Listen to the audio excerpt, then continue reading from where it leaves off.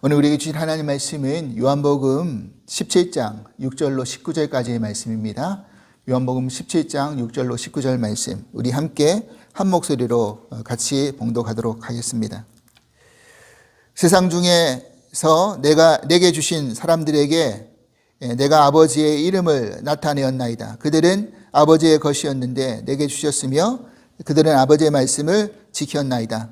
지금 그들은 아버지께서 내게 주신 것이 다 아버지로부터 온 것인 줄 알았나이다. 나는 아버지께서 내게 주신 말씀들을 그들에게 주었사오며 그들은 이것을 받고 내가 아버지께로부터 나온 줄을 참으로 아오며 아버지께서 나를 보내신 줄도 믿사옵나이다. 내가 그들을 위하여 비옵나니 내가 비옵는 것은 세상을 위함이 아니요 내게 주신 자들을 위함이니이다. 그들은 아버지의 것이로소이다. 내 것은 다 아버지의 것이요 아버지의 것은 내 것이온데 내가 그들로 말미암아 영광을 받았나이다.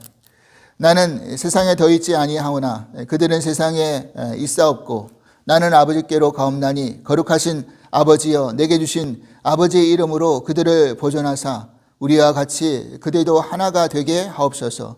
내가 그들과 함께 있을 때 내게 주신 아버지의 이름으로 그들을 보존하고 지키었나이다. 그 중에 하나도 멸망하지 않고 다만 멸망의 자식뿐이오니 이는 성경을 응하게 함이니이다. 지금 내가 아버지께로 가오니 내가 세상에서 이 말을 하옵는 것은 그들로 내 기쁨을 그들 안에 충만히 가지게 하려 함이니이다. 내가 아버지의 말씀을 그들에게 주었사오매 세상이 그들을 미워하였사오니 이는 내가 세상에 속하지 아니한 같이 그들도 세상에 속하지 아니함으로 인함이니이다. 내가 비옵는 것은 그들은 세상에서 데려가시기를 위함이 아니요 다만 악에 빠지지 않게 보존하시기를 위함이니이다. 내가 세상에 속하지 아니한 같이 그들도 세상에 속하지 아니하였사옵나이다. 그들을 진리로 거룩하게 하옵소서. 아버지의 말씀은 진리니이다. 아버지께서 나를 세상에 보내신 것 같이 나도 그들을 세상에 보내었고 또 그들을 위하여 내가 나를 거룩하게 하오니 이는 그들도 진리로 거룩함을 얻게 하려 함이니이다. 아멘. 할렐루야. 오늘은 이렇게 기도하게 하옵소서 하소서 36번째 시간입니다. 우리 예수님의 기도 편에서는 이제 세 번째 시간인데 지난주에 이어서 남겨진 이들을 위해서 중보할 때라는 말씀의 제목으로 함께 은혜를 나누고 싶습니다.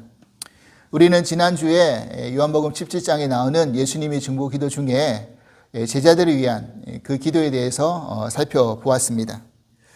지난주에 살펴보았듯이 예수님께서는 제자들을 위해서 중보 기도하실 때 5가지로 나누어서 기도를 하셨습니다.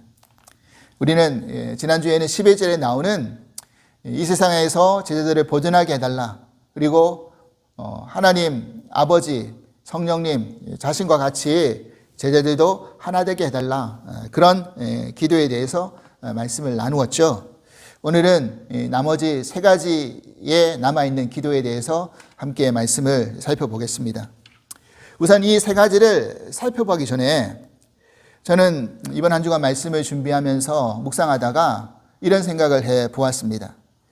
지금 예수님께서는 십자가를 지시기 직전에 남겨진 제자들을 놓고 지금 중보기도 하시는 거 아닙니까?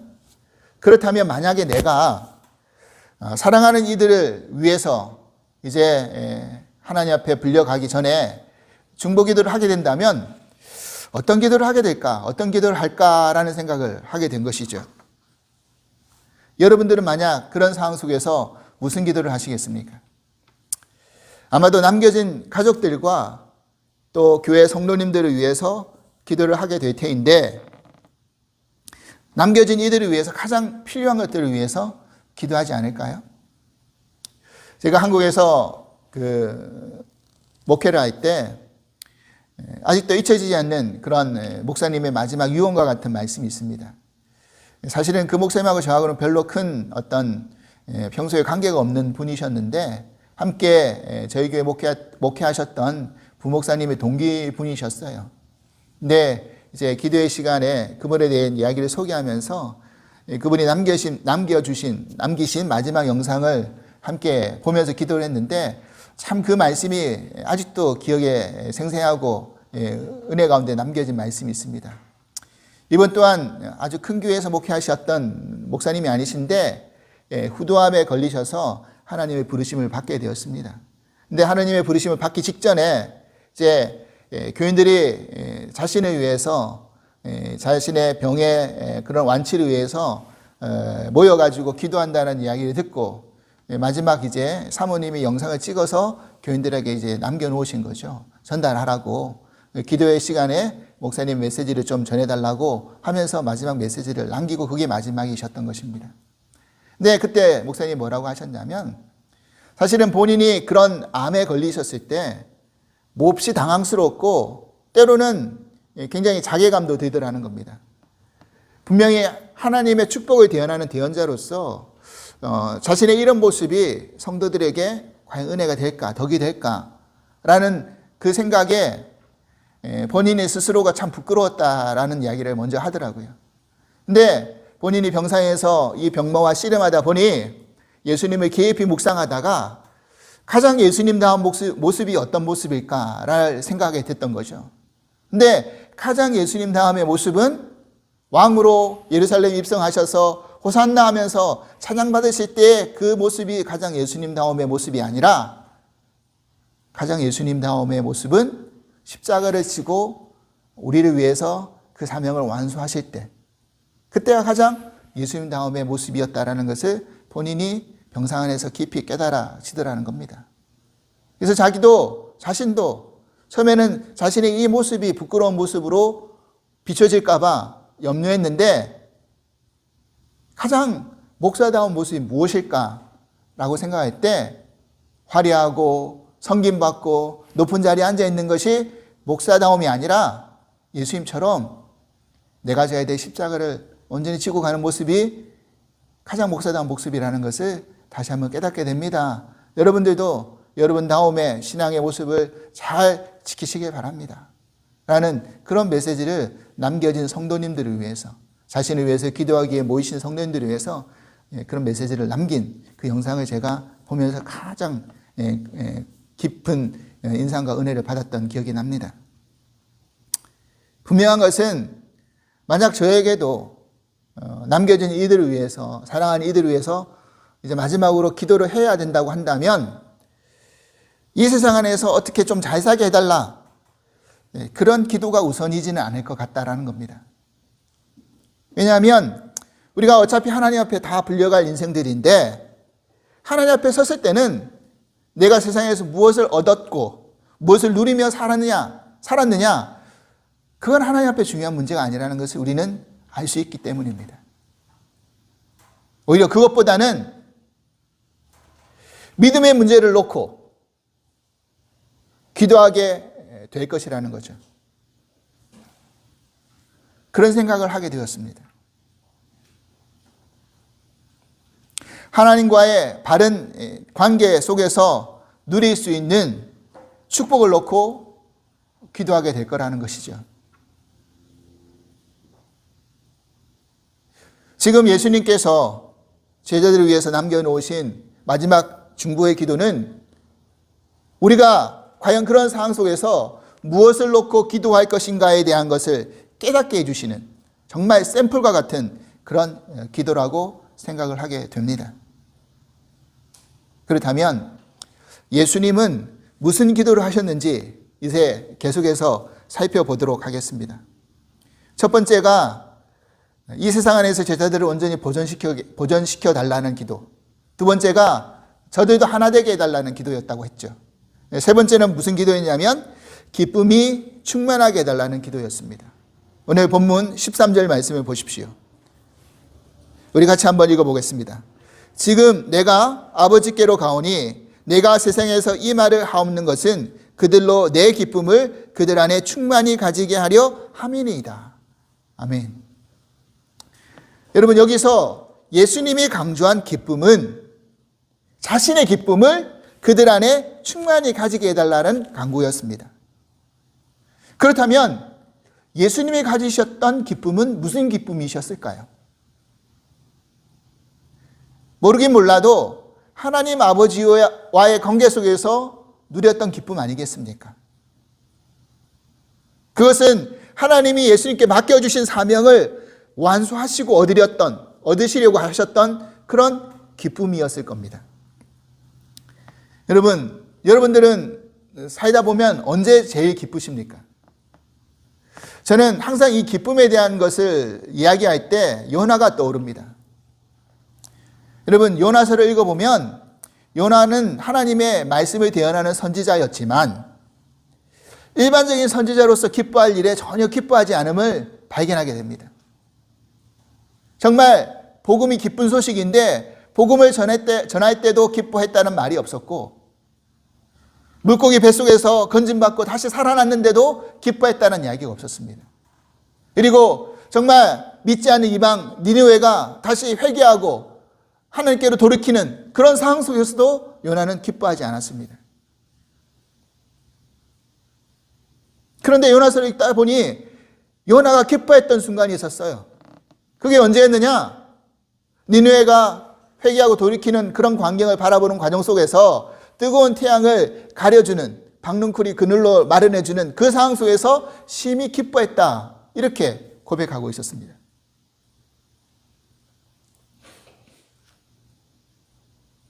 그런데 하나님께서 벌레를 들어서 하룻밤 사이에 그 자신의 그늘을 마련해 주었던 그 박넝쿨 잎을 다 갉아먹게 만들으셨죠. 그래서 한순간 자신의 기쁨이 되어 주었던 그 실체를 다 사라지게 만들어 버렸습니다. 그러니 요나가 어떤 반응을 보였습니까? 사는 것보다 죽는 것이 낫다, 이렇게 이야기합니다. 그러니까 한마디로 해서 죽고 싶다라는 거죠.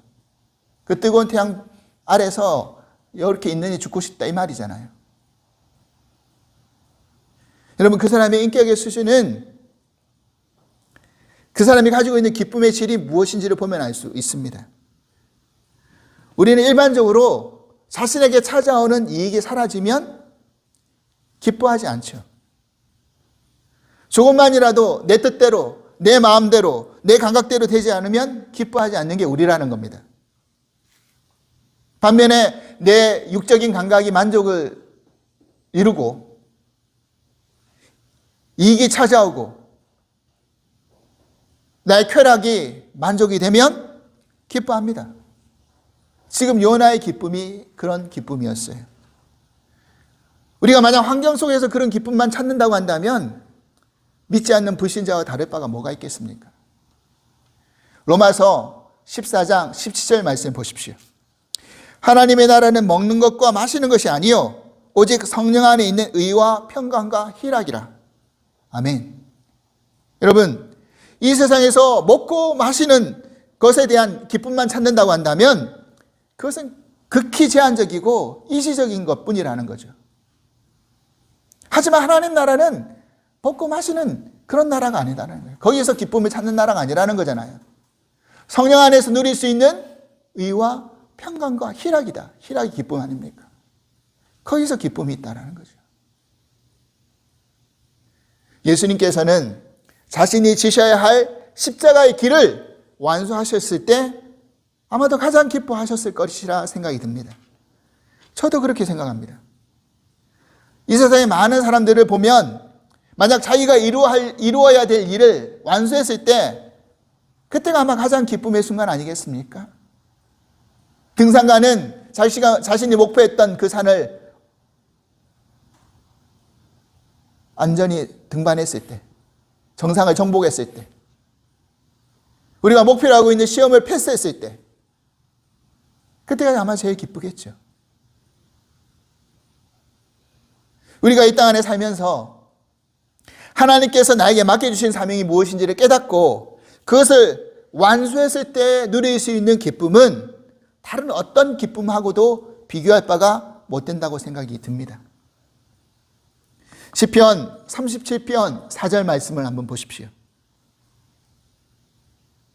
또 여호와를 기뻐하라. 그가 내 마음의 소원을 내게 이루어 주시리로다. 아멘. 여러분, 이 말씀에서 이야기하고 있는 기쁨의 순서를 잘 이해해 보십시오. 우리는 일반적으로 내 마음의 소원이 이루어지면 기뻐합니다. 그런데 여기서 그 기쁨의 소원을 너의 마음의 소원에 먼저 두지 말라는 이야기잖아요. 하나님의 소원에 두라는 이야기입니다. 하나님을 기뻐하라는 이야기가. 그렇게 되면 어떻게 된다는 거죠? 네 마음의 소원도 이루어질 것이다 라는 겁니다. 근데 우리는 항상 반대죠. 내 마음의 소원이 먼저죠. 하나님, 내 마음의 소원을 먼저 이루어 주십시오. 그 다음에 하나님 것을 생각할 때가 얼마나 많이 있습니까? 그러면 하나님이 가장 기뻐하신 일이 뭡니까? 바로 한 명의 생명이 돌아오는 일이었습니다. 누가복음 15장 7절 말씀을 보십시오. 내가 너희에게 이르노니 이와 같이 죄인 하나가 회개하면 하늘에서는 회개할 것이 없는 의인 99을 인하여 기뻐하는 것보다 더하리라. 아멘. 죄인 하나가 회개하고 돌아오는 것을 더 기뻐하신다라는 거예요. 이렇게 우리의 기쁨이 하나님의 소원에 먼저 맞춰져서 그렇게 우리의 기쁨의 순서를 바꿀 때 하나님께서 내 마음의 소원도 이루어 주실 것이다 라는 고백이 시편 기자의 고백이었습니다. 사랑하는 여러분, 이와 같은 기쁨이 저와 여러분들의 기쁨이 되실 수 있기를 간절히 기도합니다. 네 번째로 예수님의 간구는 악에 빠지지 않고 보존하게 해달라라는 그런 기도였습니다. 15절 말씀입니다. 우리 같이 한번 읽어보겠습니다. 내가 비옵는 것은 그들을 세상에서 데려가시기를 위함이 아니요 다만 악에 빠지지 않게 보존하시기를 위함이니이다. 아멘. 여러분, 이게 얼마나 중요한 문제인지 예수님께서는 제자들에게 가르쳐 주신 주님의 기도에서도 이렇게 기도하라고 가르쳐 주셨어요. 우리가 지난번에 살펴봤던 그 주님의 기도에서도 이 내용을 다루었지 않습니까? 주님의 기도 가운데 다만 악에서 구해달라. 이 기도를 늘 해야 된다고 예수님이 가르쳐 주셨죠. 이와 같이 예수님께서도 남겨진 제자들을 놓고 중보하실 때 하나님 아버지 앞에 이 문제가 얼마나 중요한 문제인지 아셨기에 중보기도 하신 거였습니다. 그만큼 악과 맞서서 싸우는 문제가 쉬운 문제가 아니라는 거죠. 이것은 제자들의 능력과 힘으로 이길 수 없다는 걸 예수님이 너무너무 잘 아셨습니다. 우리가 하나님을 붙들지 않고 의지하지 않고 성령의 능력으로 붙들리지 않으면 결코 간단히 넘어설 수 없는 문제라는 거예요. 그래서 예수님께서는요, 이 문제를 놓고 기도하실 때 악에게 이기게 해달라고 그렇게 기도하신 게 아니에요. 뭐라고 기도하셨습니까? 악에게 빠지지 않게 해달라. 그래서 보존시켜달라. 그 기도를 하신 겁니다. 그러면서 예수님께서는 악에 빠지지 않을 수 있는 하나의 힌트를 우리에게 제공해 주셨어요. 어떻게 하면 악에 빠지지 않을 수 있는지. 16절 말씀 보십시오. 예수님 뭐라고 말씀하셨는지, 뭐라고 기도하셨는지. 내가 세상에 속하지 아니한 것 같이 그들도 세상에 속하지 아니하였사옵나이다. 그겁니다. 바로 이거죠. 자신의 정체성을 아는 거예요. 내가 어디에 속했냐 하는 문제를 깨닫는 겁니다. 난 어디에 속해 있지? 지금 예수님이 세상에 속하지 않은 것처럼 하나님 안에 속한 것처럼 우리도 마찬가지다. 너희들도 마찬가지다. 이 이야기잖아요. 우리가 지금 세상 안에 어쩔 수 없이 살아가지만 하나님이 부르시는 그날까지는 이 세상 안에 발을 디디고 살아가지만 우리는 세상에 속한 자가 아니라는 것을 깨닫고 믿고 살아가는 것이 중요하다는 겁니다. 여러분, 이것은 우리의 믿음과 마음의 문제에 달려있다는 거예요. 내가 세상 안에 살아가면서 세상의 가치를 쫓고 그것의 만족을 누리고 세상 안에서 더 큰 것을 얻고자 붙들기 위해 쫓아간다고 한다면 그것은 다 마지막에는 헛된 것뿐이라는 거예요. 솔로몬이 왜 그런 고백했겠습니까? 헛되고 헛되도다. 모든 것이 헛되도다. 이 세상에서 누릴 수 있는 모든 것을 다 누리는 솔로몬이 그 고백을 하고 있습니다. 사도 바울은요, 그의 신앙 안에서 정말 밝히고 있는 여러 가지 중요한 주제 가운데 가장 중요한 주제 하나가 뭐냐면요, 바로 in Christ, 바로 주님 안에서라는 주제입니다. 우리가 예수님 안에 있을 때, 우리가 예수님께 속해 있을 때 가장 능력 있는 존재, 가치 있는 존재, 기뻐할 수 있는 존재인 줄 믿습니다. 여러분, 세상 사람들 다 알아요. 믿는 사람들이 세상의 가치와 이익을 쫓는다면 오히려 손가락질합니다. 칭찬하는 게 아니에요. 어이구, 믿는 이들이 더하네 하면서. 우리는 세상에 속한 자가 아니라 하나님 나라에 속한 자, 예수님 안에 살아가는 자라는 것을 한시라도 놓치지 않을 때 악에서 빠지지 않을 수 있다는 사실입니다. 여러분, 우리가 언제 덫에 걸리고 트랩에 갇힙니까? 그것은 눈에 보이는 작은 미끼에 유혹되고 그것을 쫓다 보면, 바라다 보면 결국 그 유혹에, 그 악에 빠질 수밖에 없다는 것을 잊지 말아야 되는 거죠. 매일매일 세상의 악은 우리에게 끊임없이 이런 미끼를 제공하면서 덥석 물으라고 유혹을 던진다는 겁니다. 유혹을 한다는 겁니다. 여러분, 스프링벅 현상이란 용어를 들어보셨습니까? 스프링벅 현상. 이 스프링벅이 뭐냐면요, 아프리카에 사는 영양 사슴 종류의 한 그런 과의 동물입니다. 근데 이 스프링벅이 집단으로 떼죽음 당하는 사건들이 가끔씩 있다라는 거예요. 아프리카 고온 건조한 초원에서 풀을 뜯으며 생활하는 이 스프링벅이 수백 마리씩 때려져서 사는데 시속 한 94km를 달릴 정도로 빠르게 달리는 그런 동물입니다. 그러다 보니 치타도 잘 잡지 못하는 그런 빠른 발을 가지고 있는 거예요. 근데 이런 스프링벅이 왜 그렇게 자주 집단 떼죽음을 당하는가? 아프리카의 과학자들이 연구를 하다 놀라운 사실 하나 발견하게 된 겁니다. 이유인즉슨 이 스프링벅이 선천적으로 식욕이 타고났기 때문에 무리지어서 풀을 뜯어 먹다가도 뒤에 쳐져 있는 스프링벅 한 마리가 자기가 더 많은 앞에 놓여있는 풀을 뜯어먹기 위해서 앞으로 뛰어나가더라는 겁니다. 그러면 앞에 있는 스프링벅도 덩달아 자기도 지지 않으려고 같이 뛰는 거죠. 그러다 보니까 무리들이 서로 뭐도 모르고 그냥 우르르 다 뛰더라는 겁니다. 뛰기 시작하는 거예요. 그러니까 맹목적으로 이유도 모르는 채, 왜 뛰는지도 모르는 채 같이 뛰다가 멈춰서지 못하고 강물이나 절벽에 떨어져서 그렇게 집단 떼죽음을 당한다는 그 내용입니다.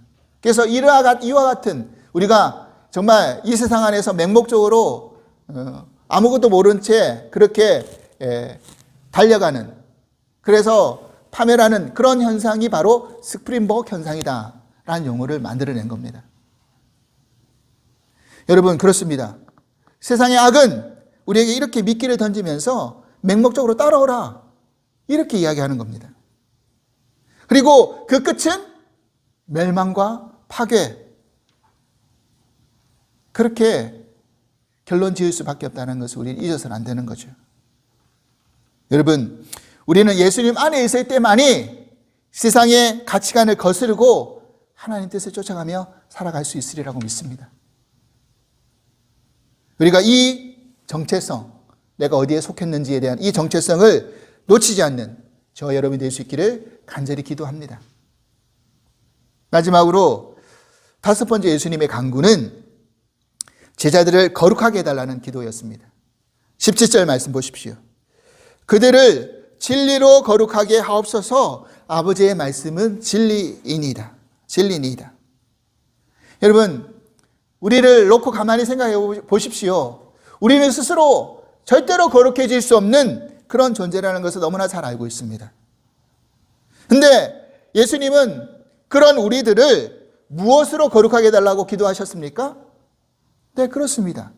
진리로 거룩하게 해달라고 기도하셨어요.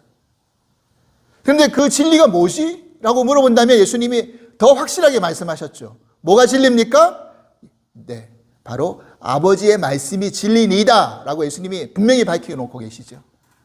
진리는 다른 어떤 것이 아니라 하나님 아버지의 말씀이 진리다 라고 예수님이 밝히셨습니다. 여러분, 이 말을 우리가 쉽게 다시 한번 풀어보면 우리는 하나님의 말씀으로 거룩해질 수 있다는 거예요. 여기서 우리가 왜 하나님의 말씀을 읽어야 되고 배워야 되고 들어야 되고 묵상해야 되는지가 분명해진다는 것입니다. 또한 예수님께서는 우리가 거룩해져야 할 이유를 이렇게 설명하셨어요. 18절 말씀 보십시오. 아버지께서 나를 세상에 보내신 것 같이 나도 그들을 세상에 보내었고, 그렇게 말씀하셨습니다. 하나님이 예수님을 세상으로 보내신 이유가 뭡니까? 우리가 너무나 잘 알고 있는 요한복음 3장 16절 말씀. 하나님이 세상을 이처럼 사랑하사 독생자를 주셨으니 이는 그를 믿는 자마다 멸망치 않고 영생을 얻게 하려 하심이니이다. 아멘. 이게 복음 아닙니까? 그러면 제자들도 그렇고 앞으로 믿게 될 이 교회의 성도들, 우리들도 마찬가지라는 겁니다. 우리들 또한 이 복음을 전하기 위해서 세상으로 보냄받은 사람들이라는 거예요.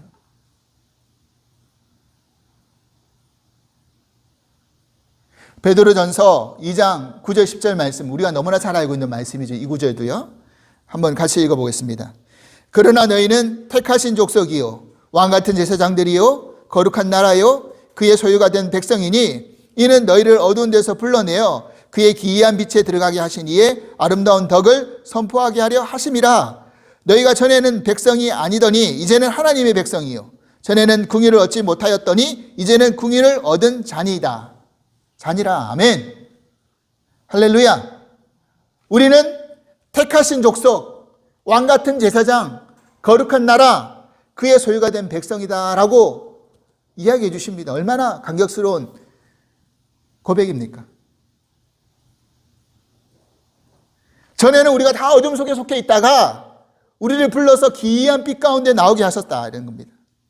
그래서 너희는 이제는 세상의 백성이 아니라 하나님의 백성의 궁유함을 입고 예수 그리스도의 아름다운 덕을 선포하기 위해서 너희를 불렀노라 라고, 그렇게 해서 너희를 거룩한 나라, 왕같은 제사장, 나의 소유가 된 백성이라고 그렇게 이끌어 주신 겁니다. 이것이 바로 우리가 거룩해져야 될 이유인 것이죠. 우리가 이렇게 거룩해져서 세상과의 구별이 없다고 한다면, 차별이 없다고 한다면 우리가 전하는 복음이 무슨 영향력이 있겠습니까? 누가 우리가 전하는 복음을 받아들이겠냐는 거예요. 아까도 말씀드린 것처럼 세상의 가치를 똑같이 쫓는 사람들의 말씀을 누가 듣겠냐는 거예요. 너나 잘하세요 하겠지.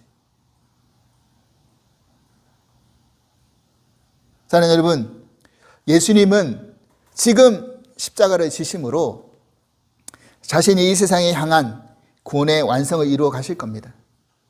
그리고 그 사명을 완수하기 전에 남겨진 제자들을 놓고 지금 이렇게 중보하며 기도하고 계셨습니다. 너희도 내가 다시 올 때까지 세상에 보내짐을 받게 될 것이다. 그렇게 될 때 우선 하나님의 말씀, 진리로 거룩함을 입고 세상에서 온전한 복음을 전하는 자가 되어야 한다는 것을 강구하고 계시는 거였어요. 이것이 믿는 우리 모두 이 땅 안에서 가져야 될 사명인 줄 믿습니다. 저는 이 예수님의 중보의 기도를 묵상하다 보니 이 마지막 강구가 가장 핵심적인 기도라는 것을 깨닫게 되었어요. 다시 말해서 우리가 하나님의 말씀 진리로 거룩해질 때 세상의 악에 빠지지 않게 될 것이고 예수님의 기쁨으로 충만하게 될 것이고 예수님 안에서 하나 되게 될 것이고 세상 안에서 온전히 보존될 수 있다는 사실을 깨닫게 되었습니다. 사랑하는 여러분, 오늘 이 예수님의 중보기도를 다시 한번 깊이 마음에 새기면서 우리가 이 땅 안에서 가장 우선적으로 해야 할 일은 바로 진리로 거룩해져야 될 일이구나. 그 거룩함을 입어서 매일매일 말씀 안에서 우리가 살아가고 깨어 있을 수 있는 저와 여러분이 될 수 있기를 주님으로 간절히 축원합니다. 하나님 아버지 감사합니다. 오늘 예수님이 이 땅 가운데 우리 가운데 제자들과 이 교회를 향해서 남겨주신 기도가 무엇인지를 깨닫게 해주시니 또한 감사를 드립니다. 하나님, 우리가 이 세상 안에 살다 보면 세상의 악한 것으로부터 넘어지고 시험 들고 또 하나님을 부인하게 될 일도 생기지 않겠습니까? 그런 세상으로부터 우리를 보존해 주시고 또 세상 안에서 우리가 하나 되게 하여 주시고 또한 예수님의 기쁨으로 우리도 충만하게 하여 주시고 그리고 정말 하나님의 복음으로 우리가 온전히 깨어서 거룩하게 해달라. 그런 기도가 우리 가운데 있게 하여 주시옵소서. 그리고 세상의 악한 세상에서 악으로부터 우리가 빠지지 않고 건진받을 수 있기를 늘 간구할 수 있는 우리가 진리로 거룩해질 때 우리가 어디에 속했는지를 깨닫게 될 때 그렇게 될 수 있으리라고 믿습니다. 오늘 이 예수님이 이 땅 가운데 남기신 중보기도를 다시 한번 붙들면서 우리가 우리를 위해서 또 남겨져 있는 이들을 위해서 함께 열심히 기도하며 그리스도의 거룩한 백성으로서 살아갈 수 있는 은혜가 넘치게 하여 주시옵소서. 감사하며 예수 그리스도 이름으로 기도합나이다. 아멘.